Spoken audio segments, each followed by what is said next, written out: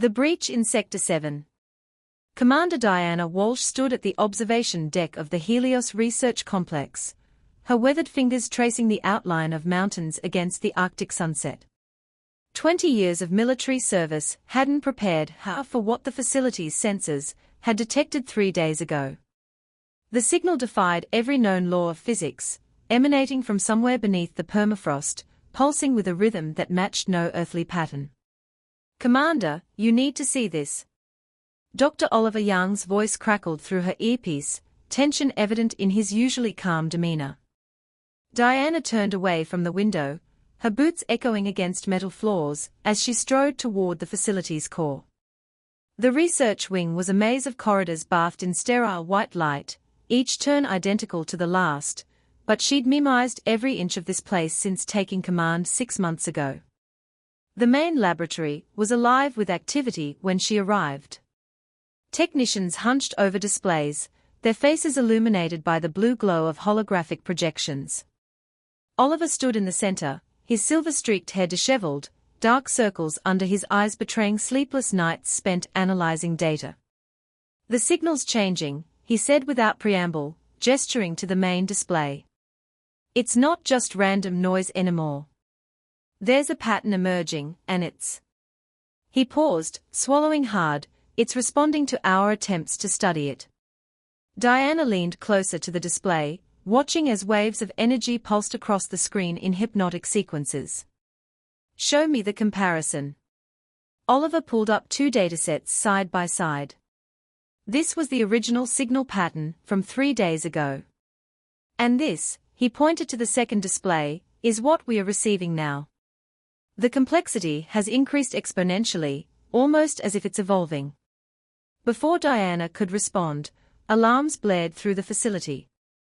Red emergency lights cast angular shadows across worried faces, as Chief of Security Rafael Mendoza burst into the lab.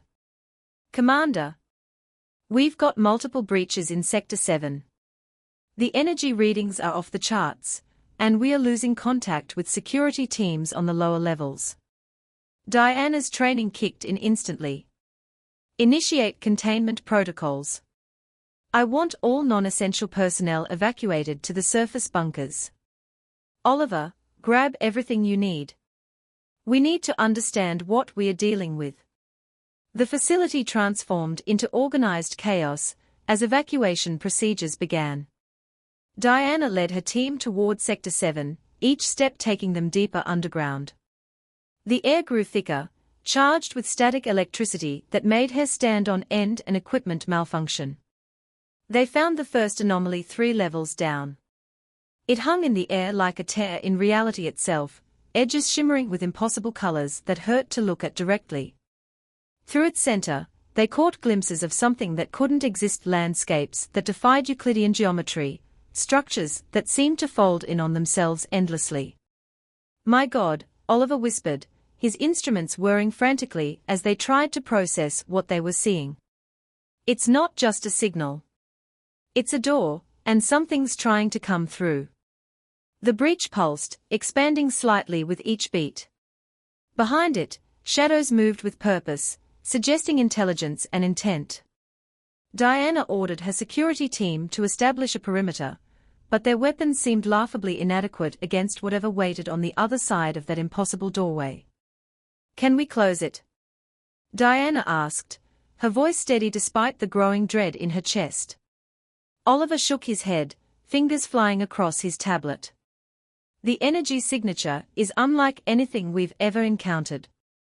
It's as if space itself is being folded, but the math suggests this isn't random. This is technology, Commander. Advanced beyond anything humanity has ever dreamed of." The breach suddenly flared, bathing the corridor in blinding light. When their vision cleared, they found themselves face to face with the impossible. A figure stood before them, its form shifting and flowing like liquid mercury, neither entirely solid nor gaseous. It extended what might have been a limb, and symbols appeared in the air between them, glowing with the same impossible colors as the breach. Raphael raised his weapon instinctively, but Diana held up her hand. "Hold your fire," she ordered, her mind racing through possibilities and protocols that had never accounted for this scenario. "Oliver, tell me you can make sense of those symbols." "Working on it," he replied, his voice barely a whisper, as his equipment attempted to analyze the alien script. It's a language, but it operates on principles we barely understand. The symbols aren't just writing, they are carrying data, vast amounts of it, encoded in their very structure." The Mercury-like being remained motionless, waiting. More symbols appeared, arranging themselves in complex patterns that seemed to shift and change even as they watched. Diana made a decision that would change the course of human history. "Lower your weapons," she commanded. "Oliver, see if you can communicate back. Use mathematics, it's the closest thing we have to a universal language." As Oliver began programming simple mathematical sequences into his tablet, Diana couldn't shake the feeling that they were standing on the precipice of something monumental. Humanity's first contact wasn't happening in some dramatic fashion above a major city, but here, in the depths of an Arctic research facility, with a being that defied their understanding of reality itself.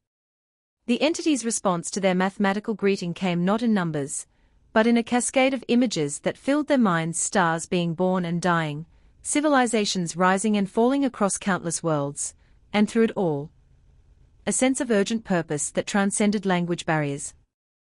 Something was coming, something that threatened not just Earth, but reality itself. As the first part of this extraordinary encounter drew to a close, Diana Walsh realized that her role had suddenly expanded from commanding a research facility to representing humanity, in what might be its most crucial moment. The breach in Sector 7 wasn't just a doorway to another place, it was a gateway to humanity's next great challenge, and possibly its greatest opportunity. Echoes of the unknown. Dr. Marcus Reeves hadn't slept in 36 hours. His office in the Helios Complex's linguistics wing had transformed into a fortress of holographic displays, each one streaming with cascading symbols from their extraordinary visitor. Empty coffee cups littered his desk, testament to his relentless effort to decode the alien language that defied conventional understanding. "The patterns keep shifting," he muttered to himself, running a hand through his graying hair. "It's like trying to read a book whose words rearrange themselves every time you blink." His team of linguists and mathematicians had been working around the clock, but traditional methods of translation proved useless against this fluid, multidimensional language. A soft chime announced Commander Walsh's arrival. She entered his office with Dr. Young close behind, both looking as exhausted as Marcus felt. The commander's usually pristine uniform showed signs of wear, and Oliver's tablet was covered in fingerprints from countless hours of use. "Tell me you have something," Diana said, her voice carrying the weight of command despite her fatigue. Marcus gestured to the central display. "We've identified what we believe are recurring elements in their communication. The symbols don't just represent concepts, they are more like packets of compressed information, entire libraries of knowledge contained within single characters." He pulled up a three-dimensional model of one such symbol, its structure rotating slowly in the air between them. "See how it branches? Each branch contains subcategories of meaning, like a fractal of information. We've managed to decode perhaps 1% of a single symbol, and even that little bit contains more data than the entire Library of Congress." "What kind of data?" Oliver asked, stepping closer to examine the model. "Everything. Star charts, mathematical theorems, biological data from thousands of species we've never encountered. But there's something else." Marcus tapped his tablet, bringing up a new display. "Hidden beneath all of that, there's a warning." The room grew silent as Marcus manipulated the hologram, zooming in on a particular strand of data. "They are calling them the Void Hunters. As far as we can tell, they are some kind of interdimensional predators that consume entire realities. Our visitors, they call themselves the Luminera, they've been running from them for what could be millions of years." Diana's expression hardened. "And now they've led these hunters to Earth." "Not exactly," Marcus replied. "Earth was already on their radar. The Luminera detected the Hunters' advance scouts in our solar system. They didn't come here by chance, they came to warn us. Before anyone could respond, the facility's lights flickered, and a low hum began to vibrate through the walls. Oliver's tablet erupted with alerts. Energy spike in Sector 7. The breach is expanding. They rushed to the observation room overlooking the breach chamber. The tear in reality had grown, its edges now touching both floor and ceiling. Through its shifting surface, they could see more of the mercury-like Luminera gathering, their forms rippling with urgency. New transmission incoming, Marcus announced, his devices struggling to process the flood of data. They are showing us something. The air filled with projections, images of worlds being consumed by darkness, entire civilizations vanishing in the blink of an eye.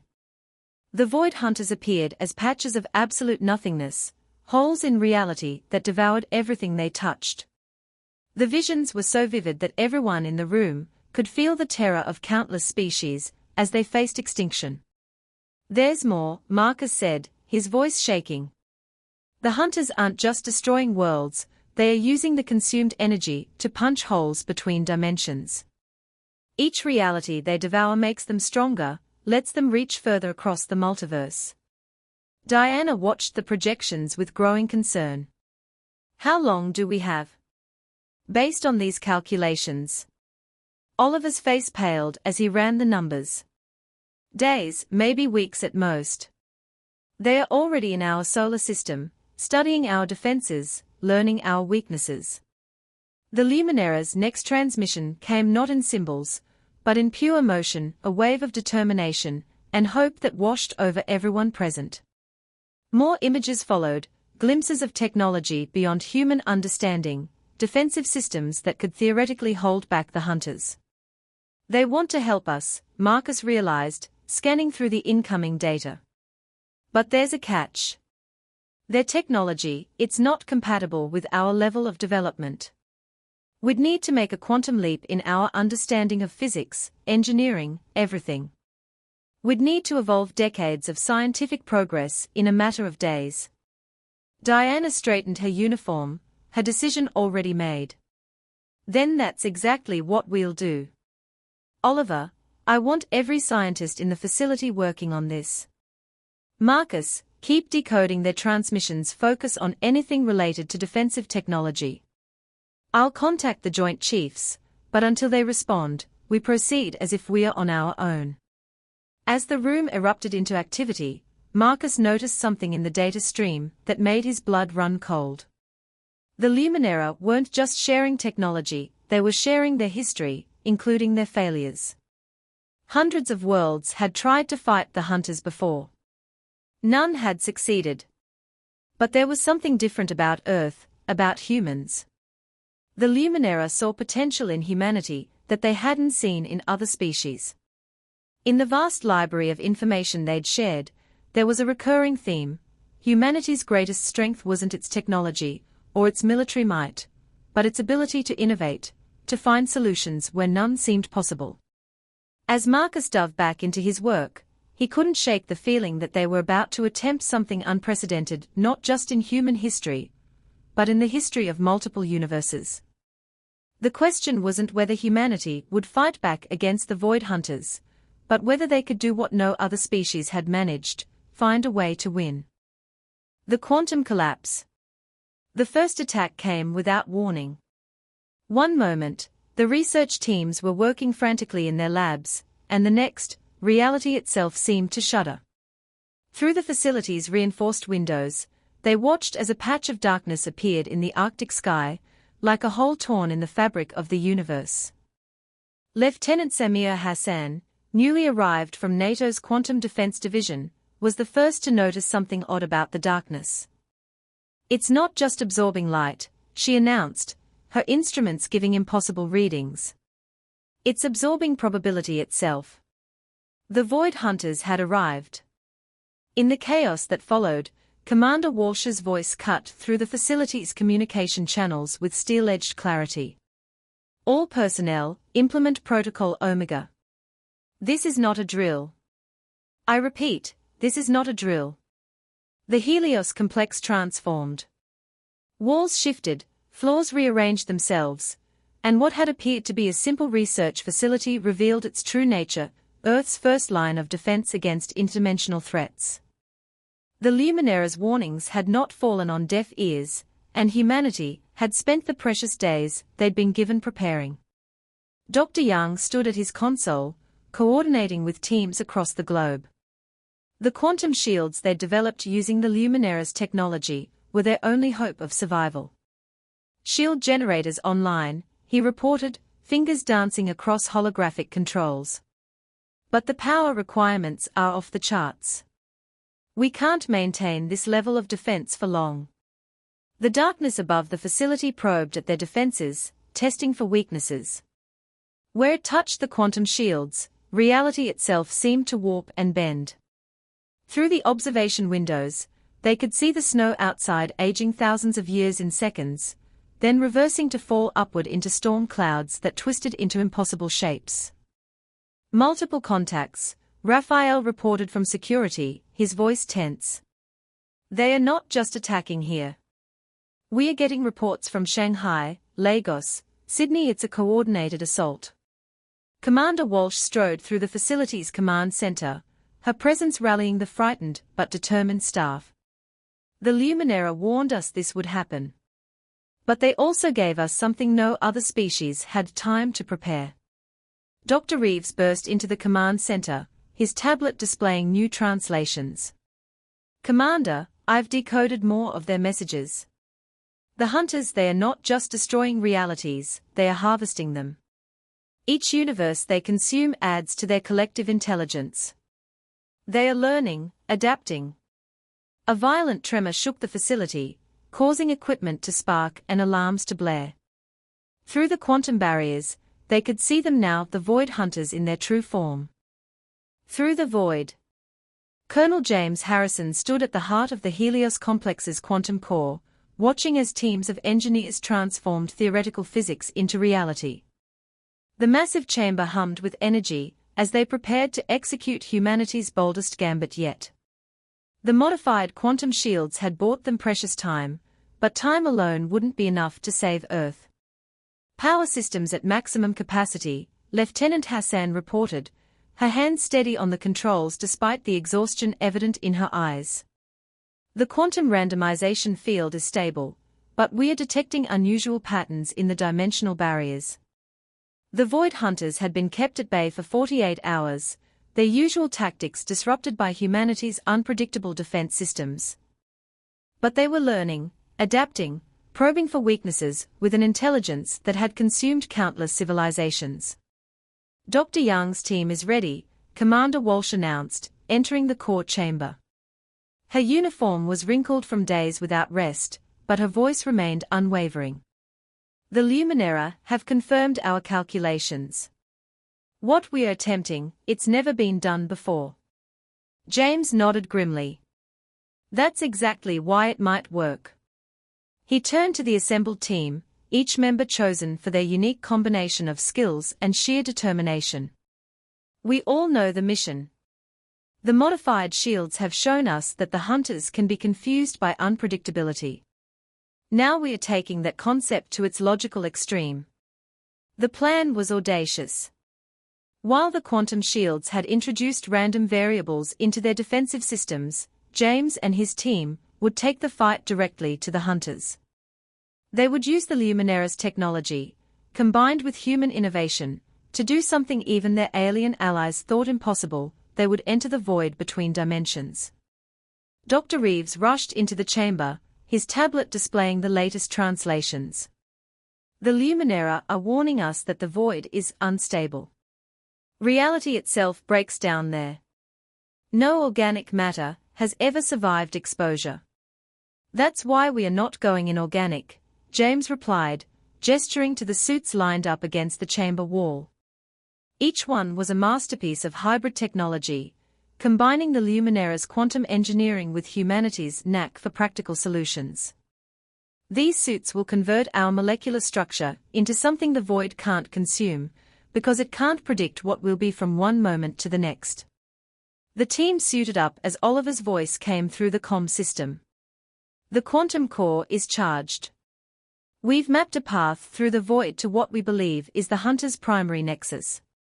If we can destabilize it, we can break their connection to our reality, Samir finished, checking her suit systems.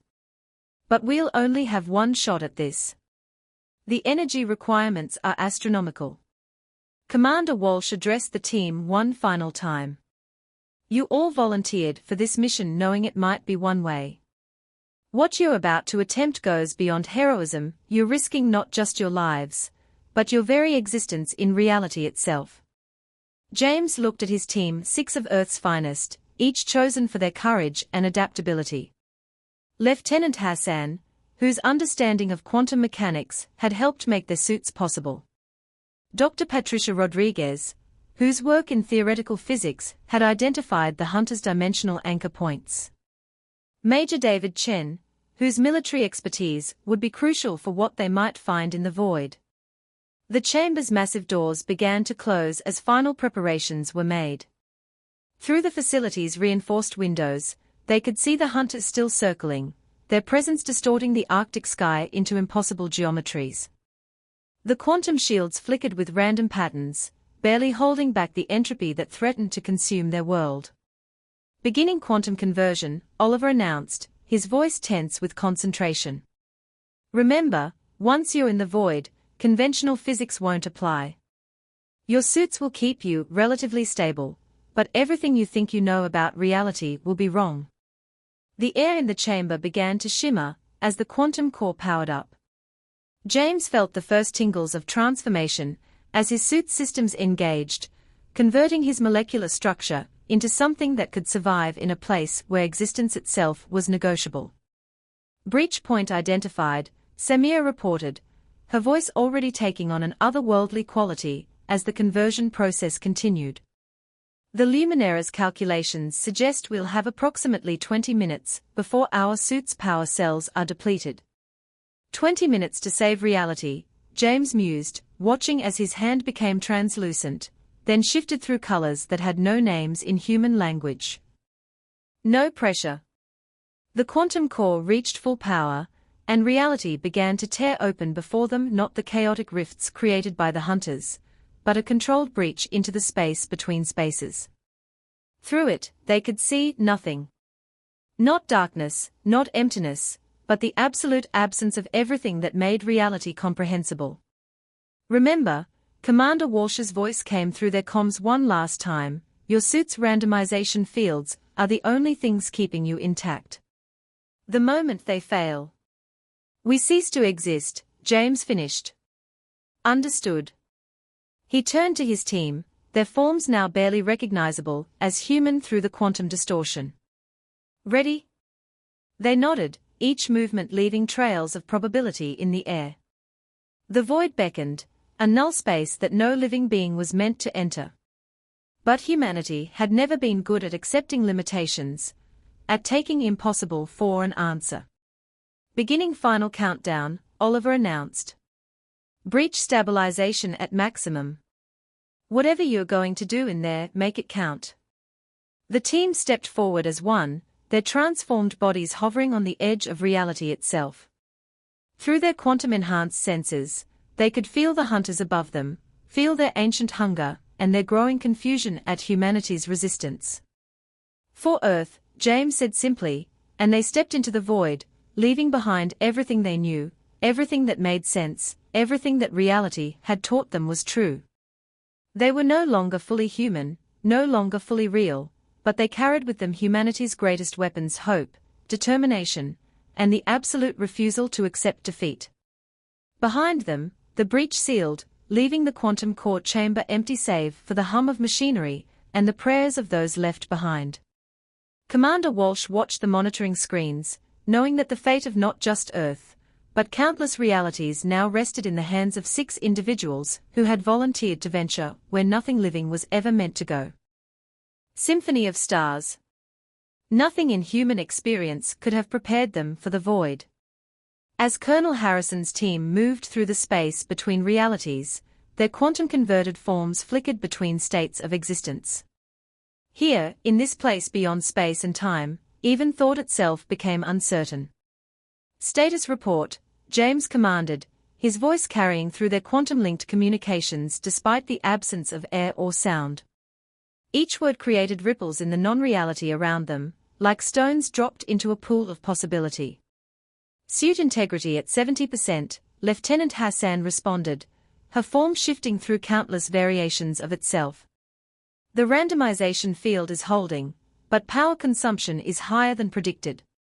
Through their enhanced senses, they could perceive the true nature of the void. It wasn't empty, it was filled with the fragments of consumed realities, the echoes of destroyed universes swirling like cosmic debris. And moving through it all were the hunters, their true forms finally revealed. My God, Dr. Rodriguez whispered, her scientific detachment cracking at the sight. The hunters were vast beyond comprehension, their bodies composed of stolen realities compressed into shapes that defied understanding.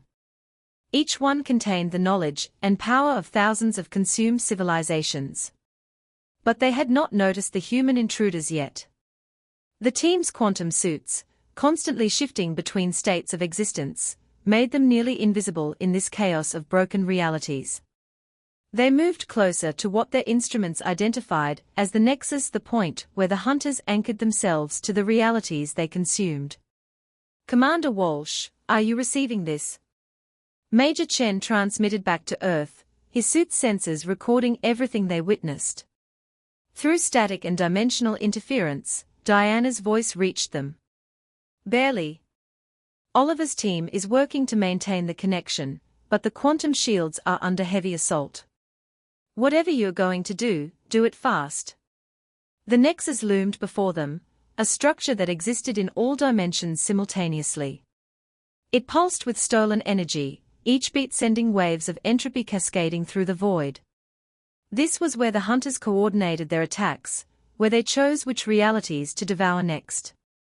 Dr. Rodriguez, begin the sequence, James ordered, watching as more hunters converged on Earth's reality, drawn by humanity's unprecedented resistance. Patricia activated the device they'd brought, a quantum bomb unlike anything ever created. It combined Luminera technology with human ingenuity in ways even their alien allies hadn't imagined possible. Instead of destroying the Nexus, it would do something far more ambitious. Remember, Samir cautioned as they worked, we only have one shot at this. If we fail, we won't, James stated with quiet certainty. Humanity didn't come this far to fail now. The team moved into position around the Nexus, each member carrying a part of their desperate plan. The hunters had never been defeated because no species had ever thought to try what humans had conceived, not to destroy them, but to change them. Device primed, Patricia announced. Quantum resonance patterns aligned. On your command, Colonel. James took a moment to observe his team, their forms barely holding together in the chaos of the void. They had volunteered for what might be a suicide mission, risking not just death, but complete erasure from existence itself. In their quantum-converted states, he could see not just who they were, but all they could have been, every possibility, every path not taken. Begin final sequence, he ordered. The device activated, sending pulses of engineered quantum chaos through the Nexus. The hunters noticed immediately, their vast forms turning toward the human intruders with ancient hunger. But it was too late. Pattern holding, Samir reported, her voice strained as she monitored the device. The randomization field is spreading through their network. The Nexus began to change, its rigid structure becoming fluid, unpredictable. The hunters tried to respond, but for the first time in their ancient existence, they faced something they couldn't consume, because it wouldn't stay stable long enough to be devoured. It's working! Patricia exclaimed. The quantum cascade is. Reality shuddered. The void itself seemed to hold its breath, as the device reached full power. The hunters, creatures of perfect order and prediction, found themselves being infected with humanity's greatest gift: chaos, creativity, change. All teams, brace for dimensional recoil, James commanded as the Nexus began to pulse with new patterns, new possibilities. The hunters writhed, their forms losing cohesion as unpredictability spread through their collective consciousness like a virus. Back on Earth, Commander Walsh watched in awe as the holes in reality began to close. The hunters were withdrawing, not in retreat, but in transformation. The quantum bomb hadn't destroyed them, it had given them the one thing they had never possessed in all their eons of existence, the ability to change, to grow, to create rather than simply consume. Colonel Harrison, status report. Diana called into the quantum comm, her voice barely audible through the dimensional chaos. Static answered her at first, then James's voice came through, weak but triumphant. Mission accomplished, Commander. Request immediate extraction. Our suits won't hold much longer. The return journey was a blur of quantum signals and emergency protocols as Oliver's team worked frantically to pull them back from the void. They materialized in the quantum core chamber, their suits falling apart as they collapsed to the floor, once again fully human, fully real. Weeks later, as the world began to recover from what would become known as the Void Crisis, the Luminera returned. Their message was simple: the hunters had changed.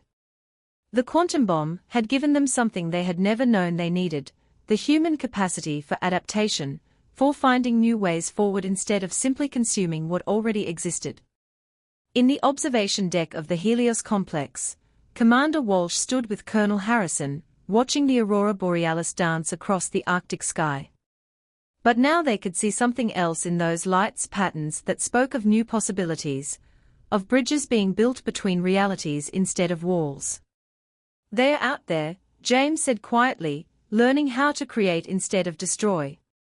Learning how to change."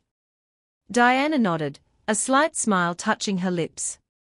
"That's humanity's real gift to the universe, not our technology or our weapons, but our ability to face the impossible and find a third option. To change not just ourselves, but reality itself." Above them, the stars seemed to shimmer with new purpose, as if the very fabric of existence had learned something from humanity's refusal to accept the impossible. The void between realities was no longer empty, it was filled with possibility, with potential, with the promise of things that had never been tried before. And in the depths of space, in the places between dimensions, the beings that had once been the Void Hunters began to create their first new reality, one built not on consumption and destruction, but on the endless possibilities they had learned from a species that had dared to change the rules of existence itself.